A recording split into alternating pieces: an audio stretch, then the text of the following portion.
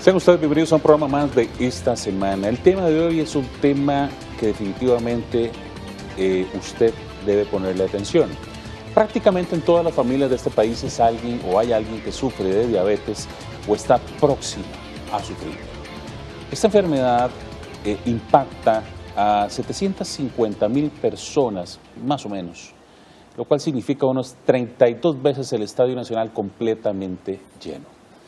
No es algo simple, pero hay que ponerle muchísima atención. Hoy vamos a hablar de las causas, vamos a hablar de cómo llevar esta enfermedad y también algo que es importantísimo, cómo prevenirla.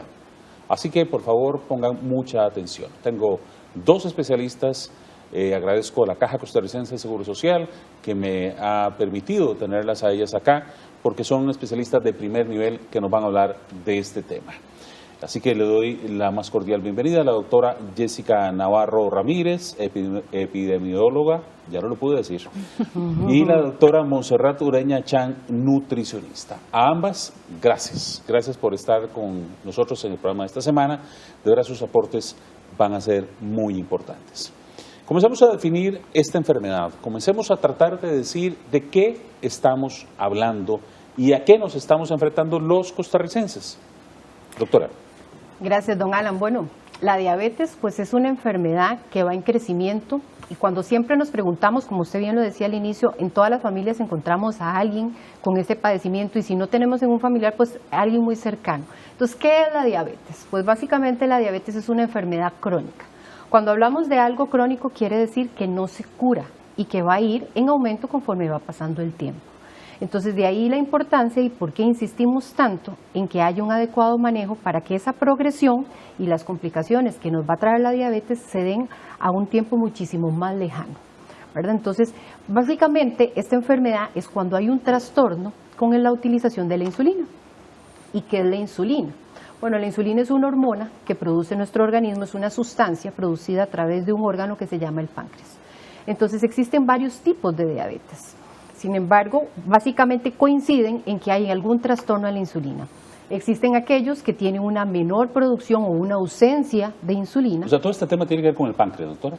Claro, él es el que está inmerso en esta situación y cuando hay un problema con este páncreas va a haber un problema con la secreción de esta hormona que él produce. Okay. Entonces, tenemos básicamente dos tipos de diabetes, aquellas personas que van a tener una disminución en su producción de la insulina o inclusive una ausencia total, que es lo que se conoce como una diabetes tipo 1. Popularmente se le conoce también como una diabetes juvenil. No es precisamente exclusiva de gente joven, pero la mayoría de las personas lo son. Y tenemos los diabéticos tipo 2 o la diabetes mellitus tipo 2, que son aquellas personas que su insulina, por decirlo de alguna manera, está ahí, pero el cuerpo no la logra leer, no la logra detectar y por consiguiente no puede actuar correctamente. Inclusive hay personas que tienen niveles muchísimo más altos de insulina de los esperados, a lo que le llamamos una resistencia a la insulina, pero es igual que si no la tuviera. Entonces, obviamente, vamos a tener un trastorno. ¿Qué va a pasar cuando mi insulina no funciona? Pues mis niveles de azúcar en sangre, a lo que le denominamos glicemia, la forma técnica, mis niveles de azúcar en sangre se van a elevar. Y básicamente eso es la definición, porque muchas veces escuchamos a las personas decir que todos tienen diabetes, por ejemplo. Esto es incorrecto. Lo que tenemos todos son niveles de azúcar en sangre.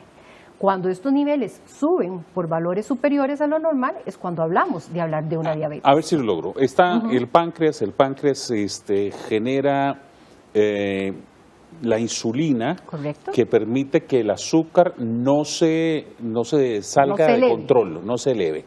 ¿Verdad? Correcto. Y ahí mantiene los balances. Correcto. En el momento en que el páncreas no hace su función, simplemente todo lo que tenemos, y ahorita esto es para entrar a la parte de nutrición, todo lo que inyecta el cuerpo a no cumplir esa función y se convierte en azúcar, comienza a levantar el tema del azúcar.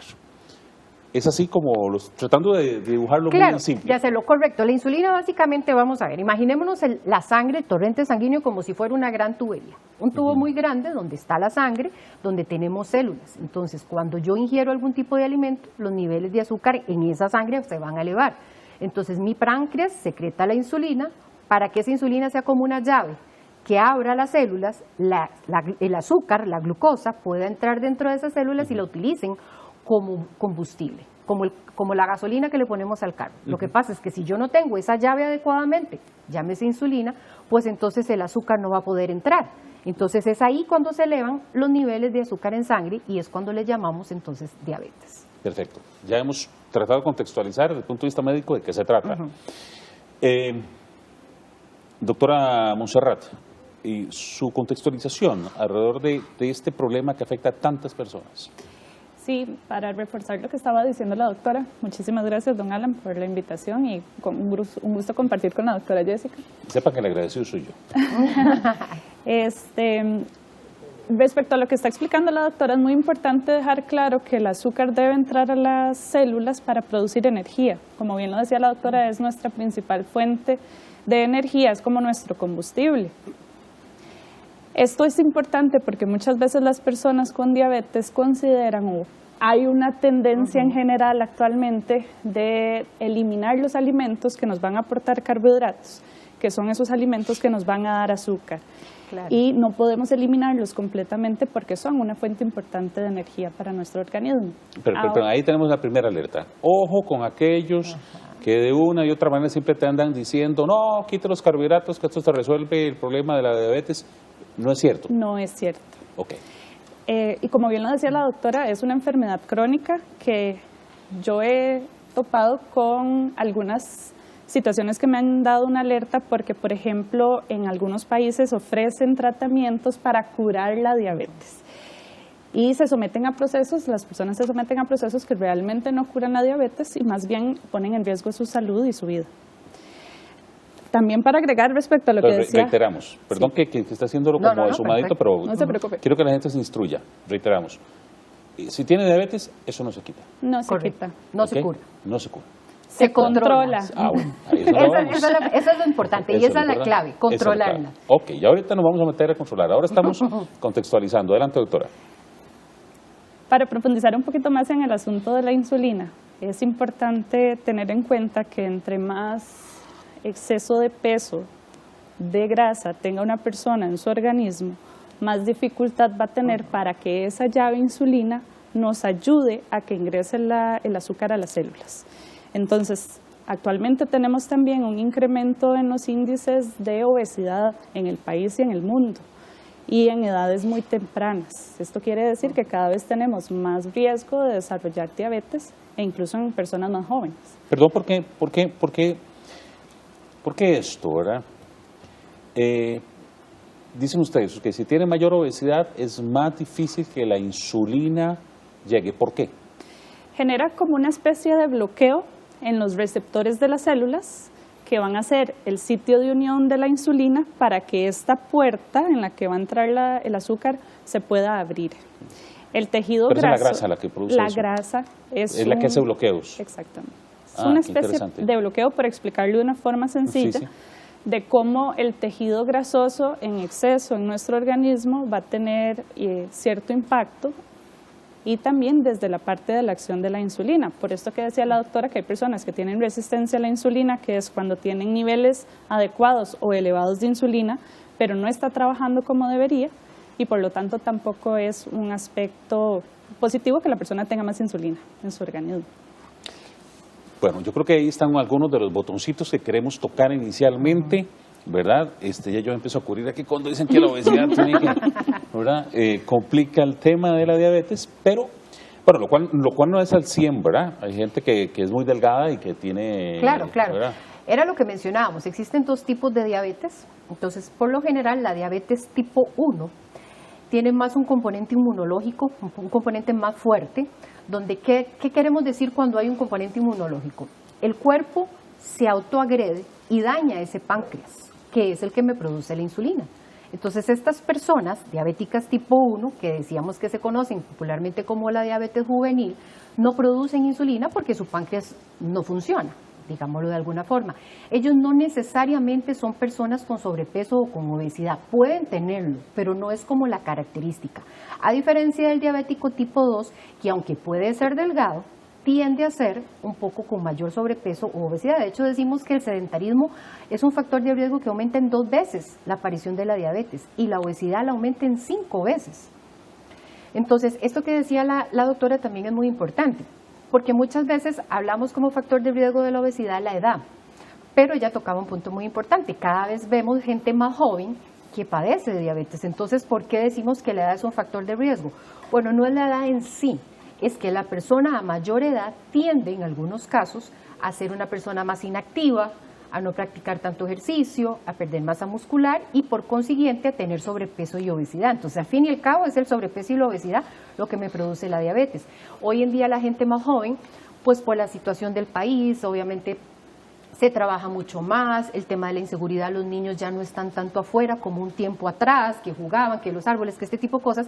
Entonces vemos a estos niños pegados a las cosas electrónicas, entonces son niños sedentarios, niños obesos y por consiguiente adultos jóvenes que se vuelven diabéticos más jóvenes con respecto a un tiempo atrás. Déjenme ir a una pausa y cuando vuelva quiero ir como tratando esto. Voy inicialmente a hablar de la obesidad, del tema de la diabetes en niños que comienza a aparecer.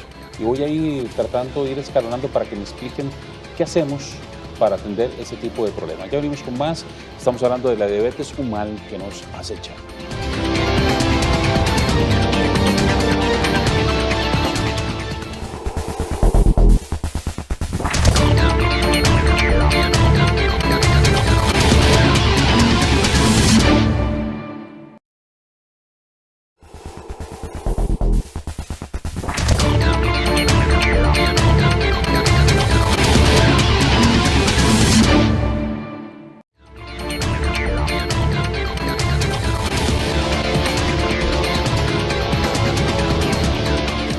Continuamos con el programa de esta semana, estamos hablando de la diabetes, un mal que nos acecha. En el primer segmento básicamente pudimos marcar algunas pautas importantes.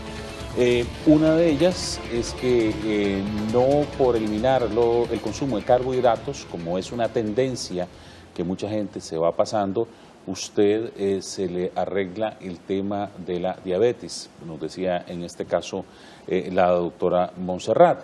También nos explicaban que hay un ligamen bastante fuerte con el asunto de la obesidad y la diabetes, porque, y esto solo para hacerlo gráfico, la grasa interrumpe el acceso de la insulina. Y por último, también insistía la doctora Jessica de que la enfermedad de la diabetes no es un tema que se cure, sino que se previene, se trata, se cuida, ¿verdad? Y queremos hablar de esto porque esta fase en el Puro Cierre nos hablaba de que ahora hay un mayor impacto en niños y un mayor impacto en jóvenes. Y esto se enciende alertas, ¿verdad? Ya de por sí teníamos complicaciones con nosotros los que ya tenemos algunos años, pero ahora se nos convierte en algo más agresivo, doctora. Claro, era lo que se mencionaba en el segmento anterior. El tema es básicamente sedentarismo y obesidad. Si tratamos el sedentarismo y la obesidad por rebote, vamos a tratar en este caso la diabetes y algunas otras enfermedades más. Entonces, ¿qué es lo que sucede con los niños? ¿Por qué los vemos los adolescentes, los niños o personas adultas jóvenes de 25, de 30 años? Muchos son los estilos de vida que en realidad estamos adoptando. La misma sociedad nos impulsa, hay mucha publicidad, hay mucha restricción de tiempo para hacer actividad física, lo que hablábamos de la inseguridad, entonces nos volvemos sedentarios, nos volvemos dependientes a una computadora, los trabajos son todavía muchísimo más extensos, entonces muchas veces es más fácil consumir alguna comida rápida, alguna comida más grasosa, que no sea tan balanceada, y todo esto va a ir incidiendo y repercutiendo en la aparición de estas enfermedades. ¿Quiénes somos los responsables de los niños y los adultos? Pues nosotros los padres tenemos que tratar de dar el ejemplo, ¿verdad? Y es donde viene esta situación. Entonces muchas veces es más fácil poner algo empacado, algo procesado en una lonchera, que promover una lonchera saludable. Lo que decía la doctora también es muy importante, muchas veces se satanizan los carbohidratos y eso está mal. En realidad los carbohidratos son necesarios, debemos consumirlos todas las personas y el diabético también, quizá él aún más, porque ya un diabético tiene un tratamiento de fondo que ¿qué pasa? Si yo soy sana y no consumo carbohidrato, mi páncreas no va a secretar insulina. Técnicamente, doctora, lo que me está usted comentando es que el problema de la diabetes en estos momentos infantil es producto de que los muchachos están muy metidos dentro de la casa y lo que nosotros los adultos les estamos dando de comer Pues seamos francos, esas son las comidas rápidas, tratamos de salir de ese tema lo más pronto posible, Claro. y eso ya está pasando la factura. Sí. Es realmente alarmante la cantidad de niños y jóvenes que están encendiendo las luces de la diabetes. Sí, y no solo en diabetes, existen muchas otras enfermedades que se están viendo cada vez más frecuentes en edades más tempranas. Y con la diabetes sí es muy importante el tema de la alimentación porque es una enfermedad directamente relacionada con la alimentación. Si bien pueden tener un tratamiento farmacológico que les ayuda a tener su control, la alimentación es indispensable, la nutrición es indispensable para que ellos alcancen ese control adecuado. Muchas personas con diabetes no logran mantenerse estables o compensados sencillamente porque no han recibido esa educación desde la parte de la alimentación. Déjeme entrar en ese punto. Entonces estamos diciendo, la insulina que produce el páncreas no es suficiente y entonces eso me genera más azúcar. Entonces el tema es que con la alimentación yo trato de que él consuma menos azúcares para buscar el nivel de lo que no produce la insulina. ¿Eso está mal o eso está bien? De cierta manera, no es solo buscar los niveles adecuados de azúcar que vaya a consumir las personas a través de la alimentación, sino también la distribución que vaya a tener durante el día para que el tratamiento sea efectivo. Volviendo un poco al tema de la obesidad. Perdón, es que esa partecita me quedé. Sí. ¿Me puedes dar un ejemplo más Es que preciso? eso iba. Vamos a ver. Muchas personas cuando llegan a la consulta de nutrición me han hecho comentarios como por ejemplo, ¿por qué tengo yo diabetes si yo nunca he sido una persona, como lo dicen comúnmente, golosa? ¿O por qué si yo nunca he sido amante de los dulces, desarrollo la diabetes? Y ahí es donde viene el asunto de que muchas veces no consumimos azúcar simple o azúcar como tal cuando hablamos de azúcar de mesa, azúcar moreno, miel de abejas, agua dulce, jalea, sino que tenemos otros alimentos que son fuentes de carbohidratos, es decir, fuente de azúcar, que no son de buena calidad, como por ejemplo el consumo excesivo de panes, sobre todo panes blancos, no panes con fibra, el exceso de galletas, el exceso de tortillas y otras harinas refinadas que nos van a mantener con niveles de azúcar constantes, que como bien lo decía la doctora, si yo soy una persona que no tengo diabetes, mi páncreas se encarga de mantenerme los niveles de azúcar adecuados. Pero si ya yo vengo con un trastorno y ya mi páncreas no está funcionando como debería, todos esos alimentos van a repercutir en los niveles de azúcar en la sangre. Entonces se va haciendo como una cadena, por así decirlo. Y son alimentos que vemos asociados a la obesidad, a la diabetes, a la aparición de colesterol y triglicéridos altos, por ejemplo. Ya, ahí alerta es ojo con el pan, ¿verdad? Tengan cuidado con el pan. En general con muchos alimentos procesados, como lo decía la doctora. Es más fácil alistar alimentos o alistar meriendas de un paquete que ponerme a prepararlos. Y no ocurre solo en los niños, uno lo ve en las personas adultas cuando van a sus trabajos, qué tipo de alimentos son los que preparan para llevar. O en el caso contrario, que ni siquiera los preparan, lo compramos. Y ahora tenemos tanto acceso que con solo sacar el celular y estripar un botoncito, nos llega la comida directamente a la mesa. Ya no tenemos ni siquiera que hacer el esfuerzo por desplazarnos para conseguir los alimentos. Y en Costa Rica tenemos tanta disponibilidad de comidas rápidas, de alimentos grasosos, de alimentos altos en sodio, de harinas refinadas, que la diabetes al final es una suma de todos estos factores. No es solo la edad, no es solo... Claro. Sí, Costa Rica es uno de los países por metro cuadrado con más restaurantes en el mundo. Así Sí. que podemos imaginar que al exceso de la esquina ya hay algo extra. Doctora, sé que es alimentación, sé que tiene una serie de variables extras. Tengo que contar de un familiar cercano un caso que a mí siempre me preocupa, porque cuando te enfrentas a la diabetes como tal, la carencia de información a veces nos confunde. He visto, no solo en un familiar cercano, sino en varios, que tienen indicadores de 250, 300, ¿verdad? Y dicen o piensan que esos indicadores se tornan normales con el tiempo y estar en esos indicadores es lo correcto. Para que la gente aprenda, para la gente que no sabe, ¿cuáles son los rangos correctos? Claro, eso es muy importante. La gente le dice a uno en la consulta, ahí ando bien, eso para mí es normal. Y eso se da mucho, porque se acostumbran a manejar niveles elevados. Eso está incorrecto. O sea, existen valores normales. Por ejemplo, para hacer un diagnóstico de diabetes, que eso es muy importante, hay que hacer idealmente un examen en ayunas, un examen de sangre. Okay, cuando ese examen me marca 126 o más, es por definición diabetes.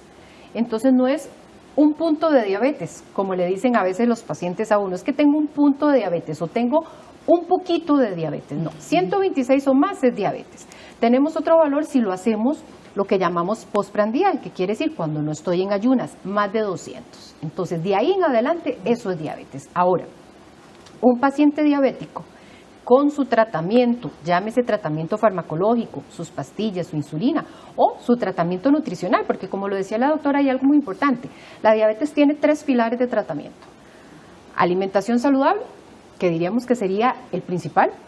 Número 2, actividad física. Y número 3, tratamiento farmacológico, llámese pastillas o insulina. Y como bien lo decía la compañera, no podemos hacer nada subiéndole los niveles de insulina, subiéndole las pastillas al máximo, buscando los métodos más sofisticados si sigo comiendo mal. En realidad es botar a la basura el dinero y seguirme perjudicando. Entonces, ¿en cuánto tiene que estar un diabético compensado? Ya sea con su dieta, con sus pastillas o con ambas. En 140 es lo ideal en ayunas. No debería de pasar de ahí. Entonces, si me está hablando de 200, de 250, de 300, eso definitivamente está mal. Eso hay que atacarlo. Lo que pasa es que la persona se acostumbra a esos niveles y más bien cuando alguien anda en 300, pongamos un ejemplo, tiene 3 meses de andar en 300 y un pronto a otro se la bajamos a 140, que es lo ideal, esa persona siente síntomas de un bajonazo de azúcar. Entonces sienten sudoración, mareos, visión borrosa. Entonces la persona se asusta. Okay. Cuando tienes a alguien que anda en rangos muy altos y los comienzas a controlar, a normalizar, va a tener una serie de reacciones. Claro, puede llegar a sentir los síntomas que se presentan cuando tenemos un bajonazo de azúcar. Porque claro, andábamos acá, pero hay que estar aquí. Entonces yo lo bajé. Entonces ya estamos bien, pero él empieza a sentir lo que sentiría que está normal cuando anda aquí abajo. Entonces eso es muy importante también. ¿Y cuánto dura ese umbral de ajuste? Muchas veces puede durar hasta un mes. Entonces la gente también tiende a veces a pensar, cuando, como dijimos, era una enfermedad crónica. Entonces empezamos por lo general con la modificación de hábitos, estilos de vida saludable, actividad física, alimentación. Cuando no, recurrimos a pastillas. Le llamamos hipoglicemiantes orales. Va a llegar un momento donde ya no van a servir. Y entonces hay personas que cuidan su peso, cuidan su alimentación, son muy rigurosos con su tratamiento, pero sus niveles se siguen elevando, porque dijimos que era crónica. Entonces ese paciente tiene que pasar a insulina. Podría ser, se me ocurre, algo similar al caso que estábamos mencionando. Podría ser una posibilidad, obviamente habría que analizarlo adecuadamente. Entonces probablemente esta persona ya, si cumple con todos estos cambios, habría que pasarlo a insulina. Entonces la gente, cuando le ponemos la insulina, porque ya las pastillas no le sirven, empiezan a experimentar estos síntomas y entonces la gente dice, es que la insulina me deja ciego. No sé si han escuchado de eso y eso es muy común. La gente le tiene mucho miedo a colocarse la insulina porque la asocian con ceguera y no es cierto, es simplemente que en ese ajuste que hace mi organismo ve borroso, no logra enfocar bien, pero eso se va a controlar porque andamos con los niveles bajos, que en realidad no son bajos para mí, que andaba en 300, pero realmente niveles normales. ¿Esa condición de ajuste es incapacitante, doctora? Digo porque es importante que, digamos, a veces uno como, que puede ser empleador o, ¿verdad? Y nos están mirando y alguien nos viene a decir, mira, es que no ando muy bien porque estoy desajustado, porque estoy cambiando insulina, claro. Y uno no se la va a creer. Pues eso es muy relativo porque existen personas muy sensibles y existen otras que no. Como que todos sean incapacitantes, pues no, pero podría haber algunas personas que pues sí necesiten un tiempo, que tal vez depende también del tipo de trabajo que tenga, ¿verdad? No vamos a comparar, por ejemplo, si hay en una oficina, acá, alguien que anda manejando. Sí, estamos aquí conversando y pues puede que usted no nos esté enfocando como que muy bien, pero sigue viendo que hay 2 personas. Exacto, a alguien que tal vez sea un odontólogo y ocupe ver algo un poco más minucioso. Entonces ahí pues se tiene que evaluar el tipo de trabajo que tenga esa persona. Pero más o menos eso es lo que se dura, como un mes. Vamos a ir a una pausa, ya venimos con más. Estamos hablando de diabetes, un mal que nos acecha. Vamos a seguir profundizando en diferentes factores y cómo lo resolvemos.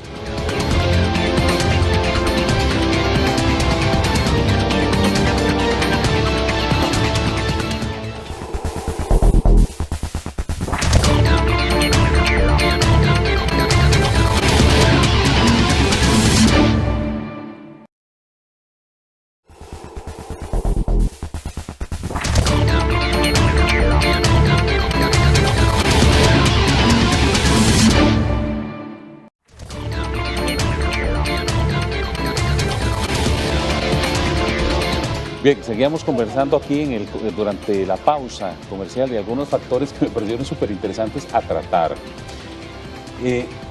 Me decía la doctora Montserrat que cuando usted ya padece del tema de la diabetes, tiene que asumir una responsabilidad grande con usted mismo y con el cumplimiento, ¿verdad?, de las tareas que le son asignadas por parte de los médicos. Alimentación es una de tantas, claro. Porque qué difícil, ¿verdad? Yo me sumo, levanto no una mano, las dos entre los golosos, ¿verdad?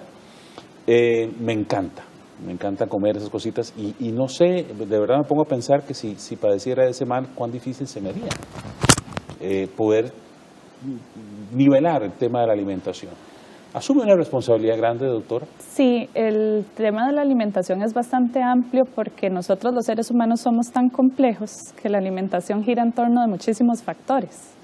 Si nosotros únicamente comiéramos para satisfacer nuestra necesidad de hambre, de saciar, ¿verdad?, de esa necesidad, entonces sería muy sencillo quizás, pero existen toda una serie de factores sociales, culturales, emocionales, que tienen que ver con lo que nosotros comemos y cuánto comemos. Y sucede, por ejemplo, que a una persona le dicen, usted tiene diabetes y lo primero que quiere es comer dulce, porque nos dicen, no haga algo y es lo primero que queremos hacer. Sí. Uno llega a un restaurante de comida rápida, viene y se sirve una ensalada con unos pedacitos de proteína ahí y alguien viene y se le para con unas papas al frente y se acabó. Claro. ¿Se complicó? Y por supuesto que la persona tiene que asumir la responsabilidad personal y luego la colectiva, porque no podemos asignarle esa obligación a otra persona. Nos sucede, por ejemplo, que hay personas que le digo, ¿cuánta insulina tiene que colocarse usted? No sé, es mi esposa la que me la pone, ¿verdad? ¿Cómo usted no va a conocer cuál es su tratamiento si la persona que tiene la enfermedad es usted? Y quizás mucho de eso es lo que tenemos para que las personas no tengan un buen control, para que no tengan niveles compensados del azúcar en la sangre. En esta responsabilidad que ustedes están citando cuando estábamos en pausa, en efecto me pongo a pensar en que hay casos en donde se están probando cuánto es su azúcar, ¿verdad?, todos los días y según los horarios correspondientes. Y entonces les dice, bueno, inyéctese tanto de insulina o menos de insulina. ¿Es complejo esto, doctora? ¿Realmente es una carga que se tiene que llevar y que tiene que hacerse responsable? Porque a veces decimos, es que el médico no me recetó bien. Vamos a ver, este tema que usted habla de subir o de bajar las dosis de insulina, eso se hace y se puede hacer, pero cuando ya el paciente ha sido muy bien educado. Entonces lo que decía la doctora es muy importante y lo que se hablaba en la pausa, ¿qué es lo que pasa? Las personas no leemos las etiquetas. Entonces, en las etiquetas de los medicamentos dice, por ejemplo, cuándo colocárselo. Entonces, la insulina se coloca 30 minutos antes de consumir el alimento. Entonces, como bien lo decía la doctora, si desayuna a las 6 de la mañana, tiene que inyectarse la insulina a las 5:30. Pero la persona no lo hace, se le olvidó y se la puso a las 9. Entonces, ¿qué va a pasar? Eso va a hacer que le produzca un efecto negativo. Esa es una. La otra, ¿qué es lo que pasa? Pero se le tiene que poner. Si ya va mal, pero se le tiene que poner. Es que sí, pero ya ahí la dosis no sería igual. Entonces, digamos, la idea es que claro, la persona... Si se la vuelve a poner a la hora correcta, tiene una... ¿Qué se llama? Sí, los picos de acción van a ser diferentes. Ya se elevó. Entonces, primero que nada, lo que tenemos que hacer es que la persona se tiene que ordenar. Tiene que hacerse responsable, como bien lo decía la compañera, de su autocontrol. Entonces, tiene que ordenarse. Si mi insulina es a tal hora, entonces desayuno a esta otra hora. Ok, muchas veces la carga de carbohidratos, que era lo que la doctora también comentaba al inicio, es muy importante, porque si yo no voy a comer mucho carbohidrato en ese tiempo de comida, pues mi dosis de insulina tiene que bajar. Y si por el contrario lo voy a aumentar, tiene que subir. Pero ¿cuál es la idea? La persona no puede estar en eso porque se vuelve muy tedioso para el paciente, muy tedioso para el familiar y tampoco es saludable. Entonces lo ideal es que la persona mantenga una cierta cantidad de carbohidratos, a lo que le llamamos carga fija, constante, y que no coma ni más ni menos que eso. Si el paciente come más que eso, se van a elevar los niveles de azúcar. Y si consume menos de eso, como estoy utilizando el tratamiento, se me va a bajar. Entonces es como ese respeto a las indicaciones. ¿Y que hay casos donde hacemos esas modificaciones? Claro que sí, pero lo hacemos ya con un paciente muy entrenado y ocasionalmente. No es algo que se trate de hacer como de forma de costumbre, sino como ya en casos exclusivos. Doctora, en el tema de la alimentación, se me viene otra pregunta, porque aquí, por lo menos un compañero en el propio canal me decía, mira, es que al final estoy un poco cansado de estar tratando de casi que de contar lo que tengo que comer. Mi familia, me dijo, está ya también un poco cansada. ¿Cómo ayudarle a una persona en donde el entorno ya se complica? Y yo sé que es un tema a lo mejor más psicológico, pero caramba, debe haber alguna fórmula o algo distinto para poderles ayudar. Es interesante porque parte de la educación que hacemos nosotros y el trabajo que hacemos es que la persona no debe salirse de su ámbito social. Una persona por tener diabetes no quiere decir que no va a poder volver a un cumpleaños, que no va a poder volver a celebrar una actividad con la familia, no va a poder volver a una actividad de amistades, sino que si yo controlo mi enfermedad, ella no me controla a mí. Entonces, para que no se vuelva cansado, para que no se vuelva tedioso, nosotros trabajamos de muchas formas, la parte de la distribución de los carbohidratos o de los azúcares a lo largo del día. Existen personas que son muy estructuradas, muy disciplinadas, con quienes podemos trabajar muy fácilmente esa distribución de las porciones y que no se cansan de contarlas nunca. Existen otras personas con las que tenemos que ser un poco más flexibles, pero cuando se conoce, se tienen claros estos conceptos de que el azúcar es lo que me va a afectar, que el azúcar me va a llegar a niveles elevados, que nuestro páncreas no está produciendo una cantidad adecuada de insulina y sobre todo cuando identificamos cuáles son esos alimentos que nos van a subir el azúcar en sangre, podemos tener una alimentación un poco más flexible en el sentido de no estar contando absolutamente todo lo que nos estamos comiendo. De hecho, muchos nutricionistas no trabajamos ni siquiera enseñándole a la persona a contar calorías. Que uno ve a las personas leyendo las etiquetas y es que llevo 100 calorías, me faltan tantas. Ni siquiera eso es necesario en muchas de las personas con las que trabajamos. Además de que topamos, por ejemplo, con la dificultad de tener personas con baja escolaridad. Entonces son personas en las que no podemos irnos a detalles tan específicos. Ahora hay muchas tendencias en temas de alimentación. Aquellos que no comen carne, aquellos que como solo comen vegetales. Es un mundo que al final sufre desbalances en algo que se supone debería estar balanceado. Ese es un aspecto fundamental. La alimentación debe ser balanceada. No hay ninguna alimentación que sea saludable si tiene falta o ausencia de un grupo completo de alimentos. Cuando yo hablo de grupos de alimentos, estoy hablando de los alimentos que son harinosos, de las frutas, de los vegetales, tengo el grupo de grasas, las carnes y las leguminosas, por ejemplo, que en conjunto permiten que la alimentación sea balanceada. ¿Y por qué balanceada? Porque voy a obtener todos los nutrientes que mi cuerpo necesita para funcionar adecuadamente. Los nutrientes no se encuentran en cantidades iguales en todos los alimentos, si no sería muy sencillo, quito unos y como los otros y se acabó. Pero al no ser de esa manera, tenemos que tratar de incluirlos todos en cantidades adecuadas. Proporcionales. Doctora, en la figura del diabético comienza una fase que incluso a algunos nos pone a pensar, y es que comienza un deterioro físico también. Vemos cómo van perdiendo masa muscular, vemos cómo van perdiendo, digamos, flexibilidad en algunos dientes. ¿Qué deben hacer? O sea, cuando lleguen a esos niveles, ¿qué deben de hacer estas personas? Porque una de las cosas que usted decía era, de los factores, hay que hacer ejercicio, hay que estar vitalizado, hay que meterse.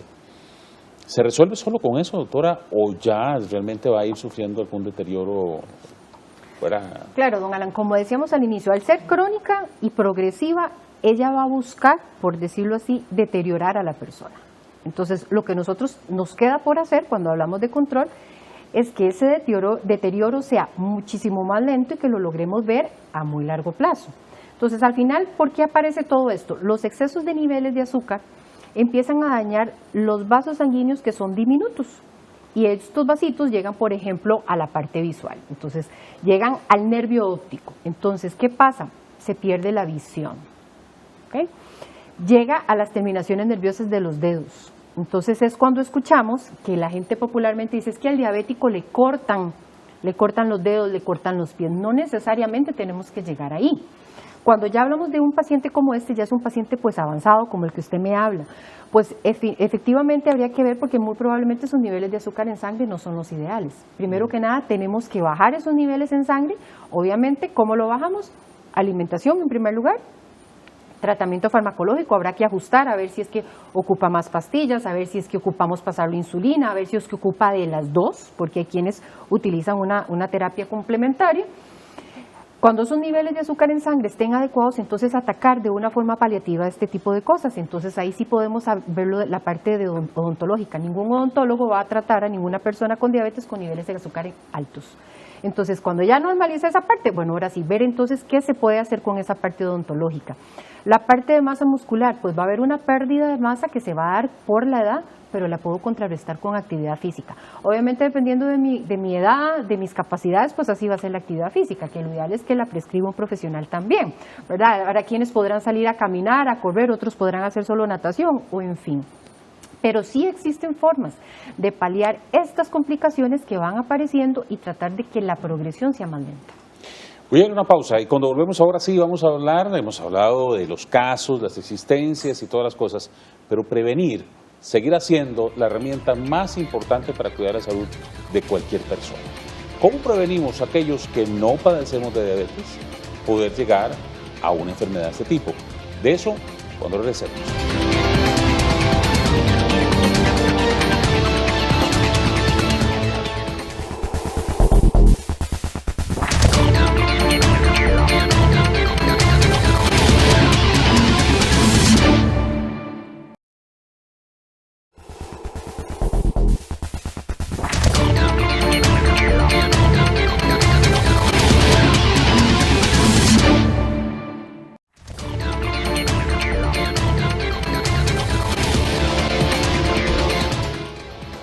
Mientras estamos en la pausa, mi compañero y amigo de muchos años, el camarógrafo Marco Vargas, me decía, don Alan, y le preguntaba a las doctoras, así que le transito la pregunta. ¿Hay una condición hereditaria en el tema de la diabetes? Sí, claro que sí. Tiene un componente hereditario importante y de ahí de donde vemos donde hay familias donde la mayoría son diabéticos, pero algunos no. O todo lo contrario, familias donde no había ningún diabético y aparece alguien. Pero el componente hereditario genético es importante y sumado a lo que es el ambiente, de todo lo que hemos venido hablando, pues entonces es cuando compramos los boletos de la rifa y nos la sacamos. Me parece, sí, para agregar algo a esto, que si bien es cierto que existe un componente hereditario que es parte de lo que nos permite pensar porque cada vez son más los niños y jóvenes que tienen la diabetes a estas edades, dentro de lo que se ha logrado demostrar con la ciencia es que controlando los demás factores, modificando los demás factores, este impacto genético no es tan alto. Es decir, a pesar de que aquí en Costa Rica todos tenemos algún familiar con diabetes, podemos, de acuerdo a nuestros estilos de vida, prevenir la aparición de la enfermedad. Bueno, eso es realmente importante. Ojo, familias, entonces, si en su familia hay una seguidilla, ¿verdad?, de gentes que padecen de diabetes, no es sinónimo de que todos puedan seguir por esa línea, claro, sino que podemos corregirlo. Y eso me lleva, entonces, brevemente a recordar. No se pueden eliminar todos los carbohidratos, que no es lo correcto. Es una enfermedad que no se quita, que ahí va a estar, ¿verdad? El tema de la obesidad nos genera, digamos, la grasa, para poner el ejemplo, como lo dijimos, nos genera que haya un proceso de la insulina más lento. El sedentarismo provoca 2 veces el tema de la diabetes, la obesidad 5 veces, así que hay que tomar 3 decisiones básicas, 4 diría yo. Para los que la tienen, alimentarse correctamente, el trabajo físico y los medicamentos. Para los que no la tenemos, lo que vamos a hablar en estos momentos. ¿Cómo debe ser nuestro estilo de vida? ¿Qué precaución tenemos que tener los que no padecemos de diabetes en función de no llegar a ese lugar? Bueno, algo muy importante es hacernos por lo menos una vez al año un examen de glicemia o de azúcar en sangre, porque el tema Bueno, no tenemos esa costumbre. No. es que ese es el punto. Esa es una costumbre. Normalmente ¿verdad? decimos, estamos bueno, hablando de mamografía, estamos hablando Correcto. de examen de próstata. pero esa la tenemos invisible. Incluso a nivel mundial se habla de que aproximadamente el 90% de las personas con niveles alterados de azúcar no se han dado cuenta. Opa, ¿cuánto? Como alrededor del 90%. Uy. Y muchas veces cuando diagnosticamos un diabético se dice que tiene más o menos 5 años de ya andar con niveles de azúcar en sangre elevados, que pudo haberse prendido esa alerta en la cual yo pude haber hecho ese cambio de estilo de vida. Vamos a hacer la suma. 90% de la gente no sabe que tiene diabetes. Ajá. Y cuando lo descubren ya lleva 5 años con ese peso en la espalda, por Correcto. no haberse hecho pruebas anticipadas. Por no haberse hecho pruebas, exacto. Entonces Prevención. es pura prevención, correcto. Entonces muchas veces pensamos que tal vez porque en mi familia no hay diabéticos podría ser. Entonces me baso en que, claro, lo que decía la doctora, el factor genético. Bueno, en mi familia no hay, no estoy tan mal de peso, No soy goloso. no soy goloso, entonces yo no voy a ser diabético, entonces no me hago los exámenes, pero me pude haber sacado de esa rifa. Entonces algo muy importante es hacer por lo menos una vez al año un examen de estos de control, no solo de azúcar. Complementamos con perfil lipídico, colesterol, triglicéridos, pero bueno, estamos ahorita hablando de esto. Entonces por lo menos una vez al año. Si mis niveles están normales, al año siguiente. Ojo, ¿en cuánto tiene que estar? Porque dijimos 126 Sí. para decir diabetes. Sin embargo, lo ideal es que mis niveles de azúcar en sangre estén por debajo de 100.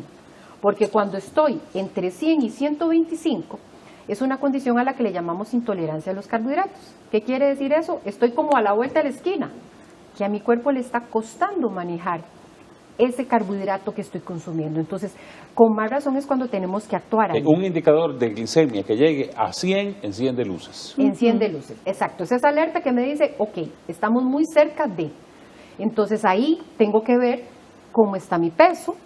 Puede que esté bien, bueno, podría ser, pero la mayoría no anda tan bien. Bueno, peso o nivel de grasa, digamos. Sí, Yo digo sí, con los sí, nutricionistas. sí, correcto. Yo he tenido varios nutricionistas acá y cada vez que digo peso me regañan. Me dicen, De "No, ahora hecho, nivel de sí. grasa". Sin embargo, el primer Alerta, contacto tal vez. va a ser el Va a peso ser el como peso, tal. sí. Claro, lo ideal sería, como usted bien lo dice, definir los porcentajes de grasa. Lo que pasa es que a veces no es tan sencillo Sí. o no es tan común en la práctica clínica común y corriente. Pero bueno, entonces ver cómo ando con mis niveles de grasa o con mi nivel de peso. Mejorar esto, ver cómo ando con mi actividad física, mejorar mi alimentación y automáticamente con solo traerme los niveles de peso o de grasa para abajo, esos niveles de azúcar en sangre van a bajar. Ni siquiera necesito llegar a mi peso ideal. Muchas veces con una disminución de un 5, un 10%, esa persona va a normalizar esos niveles por debajo de 100. Ok, si llegas entre 100 y 125, ojo, hay que bajar de peso Urgente. urgente. Bajar hacer de peso cambios en sus hábitos. Cambios en los Sí. estilos de vida. Claro. Y cambio, sí, en la alimentación y todo lo demás. Pero Marquito, me preguntabas que si una persona que no tiene vesícula, es así, ¿verdad? Operaron después de la vesícula o alguna operación hace esa. Sí, Hace diabetes. que si si le quitan la vesícula o alguna operación que le hayan hecho, puede hacer que lleguemos a un nivel de diabetes. La vesícula no. Podría ser alguna persona que no sea diabética, que digamos inclusive no tenga su predisposición genética, pero que tenga algún problema en páncreas, alguna lesión, y entonces se daña el páncreas y por consiguiente queda diabético por la lesión al órgano. Ok, el tema sigue siendo páncreas. Páncreas. Me Era parece el del algo histrógeno. importante, ya que vamos a hablar de prevención, que existe la tendencia del consumo de medicamentos sin la consulta médica. En este país es de muy fácil acceso a los medicamentos y el consumo elevado sin una supervisión médica de algunos alimentos, pues por supuesto va a tener impacto en órganos que de alguna forma podrían volverse un factor de desarrollar diabetes. Entonces, no tal vez la cirugía como tal de la vesícula, pero qué circunstancias se van dando para que esta persona desarrolle la diabetes a raíz de esas circunstancias. Sí, algunos medicamentos que puedan dañar el páncreas, Por ejemplo, suponemos, ¿verdad? Sí, o también cuando, por ejemplo, utilizamos ciertos medicamentos que tienden a elevar los niveles de niveles de azúcar en sangre. Entonces, por ejemplo, los esteroides. Entonces, muchas veces se utilizan los esteroides para tratamientos de dolores crónicos, y está bien utilizarlos, pero como lo decía la doctora, bajo prescripción, porque muchas veces usamos el que la vecina utiliza porque a ella le funciona muy bien. Resulta que yo me lo tomo y a mí también me funciona muy bien, pero yo no sé qué estoy realmente produciendo dentro de mi cuerpo y podría estarme llevando a una elevación de niveles de azúcar en sangre. Qué interesante. Otras premisas que tenemos que tener los que no tenemos diabetes y que tenemos que estar pendientes en ese cuidado. ¿Cuáles otras?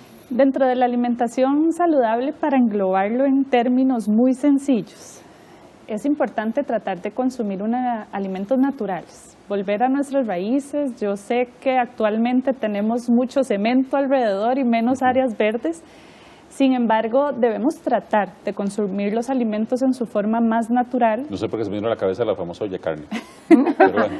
Sí, a veces creemos que alimentos tan tradicionales como ese son perjudiciales y no, simplemente hemos sustituido los alimentos tradicionales, los alimentos naturales por alimentos preparados, envasados o procesados.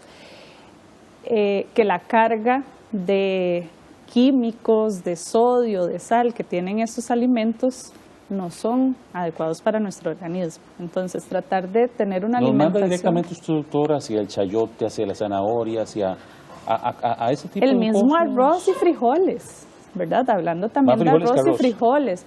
En realidad la proporción es 2 veces arroz, 1 de frijol. Quiere decir que por cada 2 cucharadas de arroz que yo me como 1 de frijol.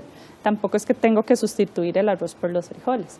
Pero sí tratar de buscar una alimentación más natural, no solo de tener los alimentos de la naturaleza, sino de la forma en la que los preparo. Porque yo puedo tener un alimento muy saludable y echarlo a perder en la forma en la que lo cocino, por ejemplo. ¿Como un ejemplo? Ejemplo, una fritura. Unas Sí, papas. yo puedo tener un alimento saludable y lo hago en una fritura y por la forma de preparación ya no es un alimento tan saludable. O le agrego cosas como, por ejemplo, mantequilla, mayonesas, empezamos a poner grasas que no son de las saludables y por lo tanto un alimento lo transformo en uno perjudicial. Entonces, tener una alimentación lo más natural posible, buscar métodos de preparación de alimentos lo más naturales, menos cargados de grasa, por ejemplo, evitar tantos alimentos procesados, evitar la paquetería, estar picando ese tipo de alimentos. Por ejemplo, serían recomendaciones, y también evitar alimentos con grandes cantidades de azúcar agregada. Muchas veces creemos que solo las personas con diabetes tienen que cuidarse con el azúcar, que solo las personas con diabetes deben dejar de consumir alimentos azucarados. ¿Y qué sucede? Que todas las personas estamos propensas, pero entre más factores tengamos, más posible es que aparezca la enfermedad. Para seguir sumando checklist de lo que yo como, porque ya dijo todo lo que me gusta a mí. Doctora, es vital el ejercicio, es vital activar el cuerpo. Claro. Para las personas que cumplen más de 50 años, es requerido que haya un desarrollo ya hacia su tercera edad, muy activo y muy saludable. ¿Cuáles son las recomendaciones de esa actividad física que tienen que tener? Digo, porque ya hablé de niños, hablé de jóvenes y ahora quiero hablar de los adultos. Claro. Bueno, esto es muy individualizado porque tenemos, hoy en día, hay mucha gente, ya inclusive adulta mayor, que ha sido activa toda su vida. Entonces, tenemos 2 grupos, el que nunca ha hecho y el que va a empezar a hacer. Pues algo muy importante siempre es que se haga bajo una evaluación, después de tener una evaluación médica, ¿verdad? Porque pueden haber cosas de fondo. Todos hemos visto hasta inclusive deportistas que de un pronto a otro pueden tener algún evento. Entonces, que haya pues alguna valoración médica que se lo permita. Cuando ya tenemos esto, buscar realmente un profesional del ejercicio. Y bueno, pero existen recomendaciones generales. Se dice que son más o menos 150 minutos a la semana, como mínimo lo que deberíamos de empezar a hacer. Por supuesto, si yo nunca he hecho nada, no puedo pretender hacer una carrera de 5 kilómetros el domingo. Lo ideal es empezar con situaciones más sencillas. 2 horas y media, doctora. 2 horas y media en promedio. 2 horas y media en promedio a la semana, mínimo. Y obviamente después lo vamos a ir aumentando. De hecho, decimos que deberíamos de llegar a 5 veces a la semana, 45 minutos diarios. Pero vamos a ir paulatino. Entonces, ¿con qué podemos empezar? Con salir a caminar. Recordemos, la vestimenta es muy importante porque entonces empezamos, a todos hemos ido tal vez a la sabana y oímos un día así. Y entonces volvemos a ver y es alguien que anda con una bolsa plástica, porque asocian el sudar muchísimo con quemar grasa. Eso no es cierto. Okay, yo otro quemo, mito ese es que otro estamos mito. Quitando de aquí. Correcto. Yo no quemo, porque se suda mucho, se quema grasa. Correcto. El sudar es un mecanismo de enfriamiento del organismo. Entonces hay personas, por decirlo así, que enfrían muy bien y ocupan sudar poco. Y habrá otras que sudan mucho.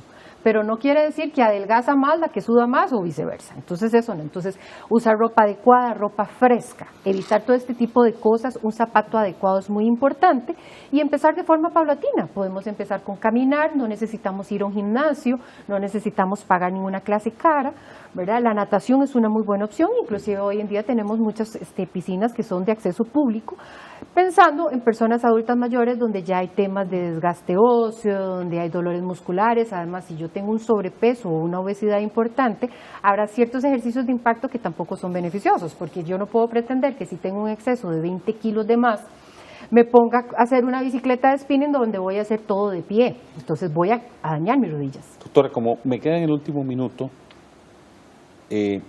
quiero su mensaje. Tener diabetes no es sinónimo de muerte, es un nuevo estilo de vida. ¿Cuál es su mensaje final, doctora? No hay que tenerle miedo a la diabetes. La diabetes es una enfermedad como cualquiera, es crónica, sí, no se cura, es sí, pero si la controlo podemos llevar una vida exactamente normal como cualquier otra persona que no sea diabético. Entonces simplemente lo que tenemos que hacer es ponernos la camiseta, tomar las riendas de mi enfermedad y buscar la información, porque existe.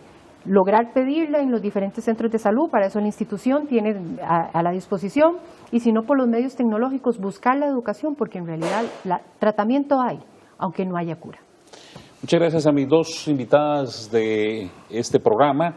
Hemos analizado la diabetes intentando pasar por todos los ángulos posibles y esperamos de todo corazón que esta mesa de diálogo le haya servido a usted para aprender y para saber manejar una enfermedad que, como acabamos de decir, no es sinónimo de muerte, es sinónimo de reacomodar y redirigir la vida para seguir viviéndola con alegría y a plenitud.